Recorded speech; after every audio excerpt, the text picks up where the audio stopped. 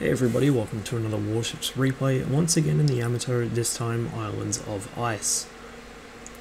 We do have a carrier in this match on our team, Lexington. The enemy team do not have any carriers. Both teams have 3 cruisers, they get an extra destroyer, we only have 1.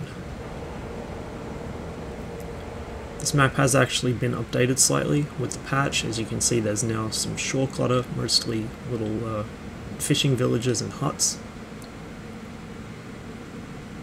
Otherwise, not much has changed. And as I got the north spawn, I decided to head into the group of islands up here. Now, normally this is a bit tight for a battleship, but I figured I might be able to get away with it because the enemy was so heavy on battleships and they only had 2 destroyers.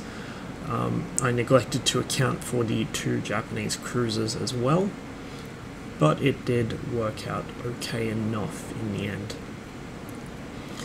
Although these northern islands can be dangerous for a battleship, they're not usually as bad as the southeastern ice floe, which is just suicide. There's no room to turn in there, the islands are too numerous and too close together.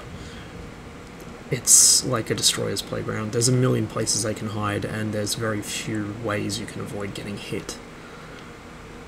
Up here there's a little more room to move, and the hiding places are a little more spread apart.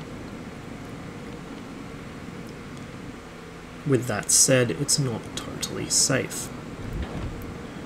Looks like some of the enemy battleships are headed this way as well. The Izumo is already up here and is already about to run himself aground into somebody's house, apparently. I know he's about to do it, so I just wait for him to do it and then pick my shot. Go roughly for his engineering spaces. If he reverses out of that, it'll probably hit his magazines instead, so either way it should be good. Falls a little further forwards of where I intended. I do land about 9 or 10k damage there, which is not bad, but it could have been better. Looks like the enemy Mogami is coming to support him, and he does have another battleship further back, but I'm going to go for him because he's an easy target.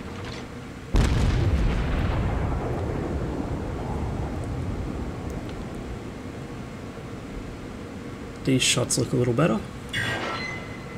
And 14,000 damage in a critted turret is pretty decent. Now unfortunately for me, I'm paying a little too much attention to this Izumo and a lot too little attention, if that makes any sense, to the strait in front of me. Get off on the last salvo at that guy and watch it fly. Looks like some hits out of this one, and sure enough, some decent ones. Another turret goes down, and 8k damage. Now while I'm preoccupied with him and his backup, I cruise quite leisurely around this corner.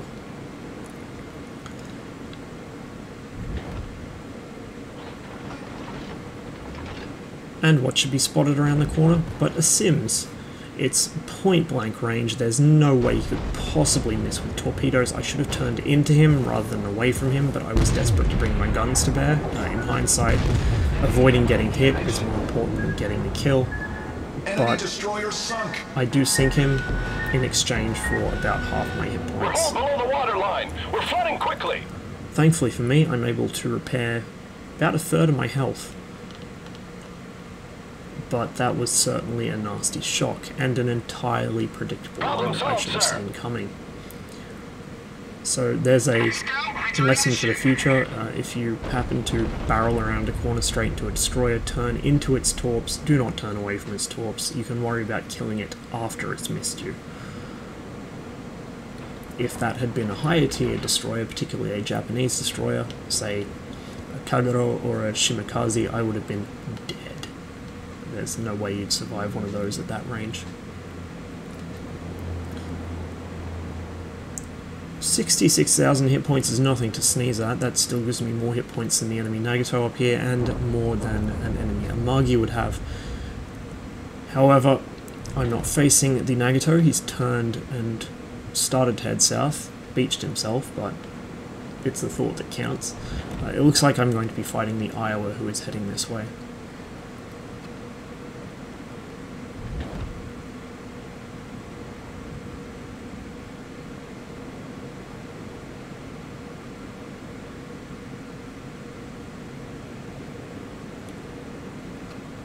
Things are still moving pretty slowly.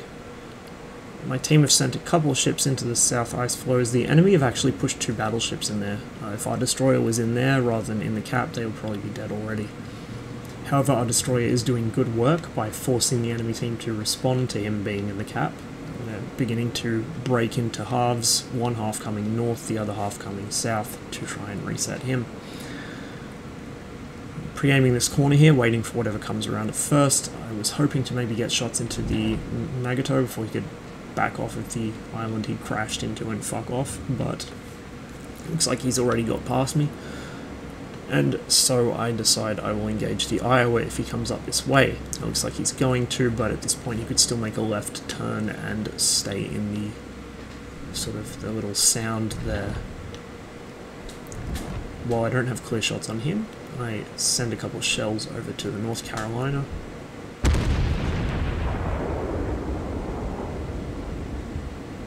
However, my lead is just a little bit off, and it looks like they're going to fall just astern of him. Sure enough, 2 hits, both bounces.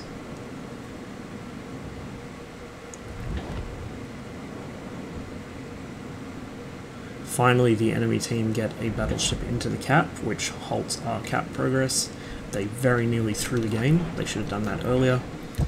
Take another shot at the North Carolina, but in hindsight I should have held that broadside for the Mogami and the Mirko coming through this gap.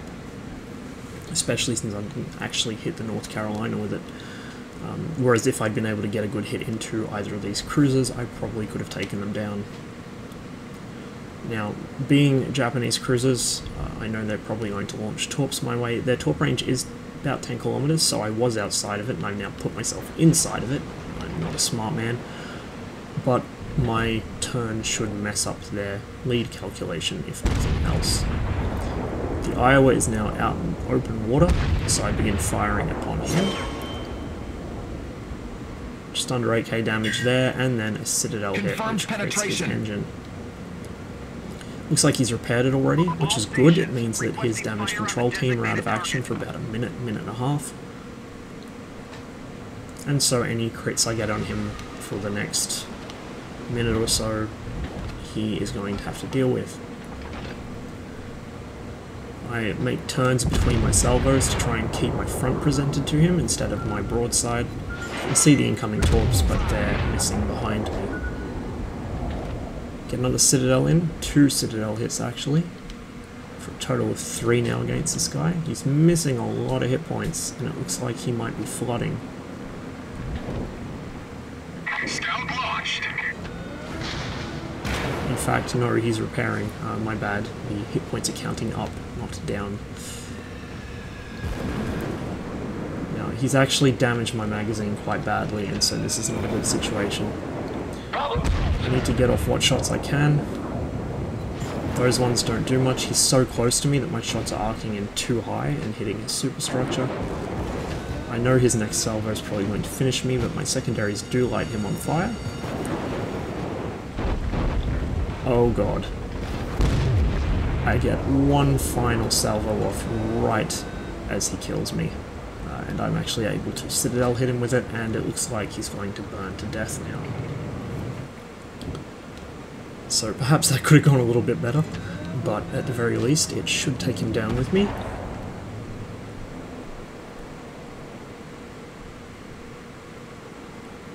And even if it doesn't, he's pretty isolated out there. He's by himself, no support, rammed up against the blue line. He's not going anywhere in a hurry.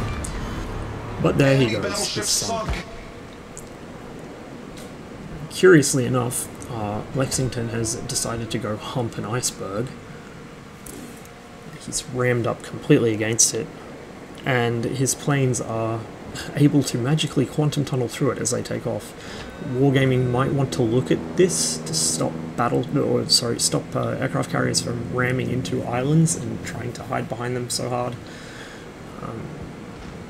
Maybe force them to have a certain amount of free space in front of them if they want to get aircraft off their deck. Either way, looks like our battleships are doing a lot of the work here as they converge on the last remaining enemy ships.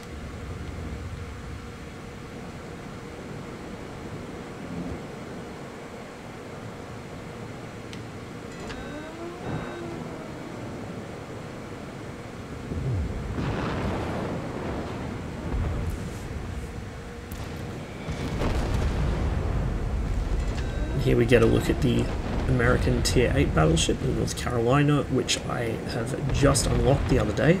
So there'll be some replays up of that eventually, once I get around to uploading them. It's a pretty good ship, quite fast, at least for a US battleship. They don't actually get fast until you get to the North Carolina. All of the US battleships from Tier 3 through 7 are painfully slow, seldom breaking 21 knots, but they turn very, very well.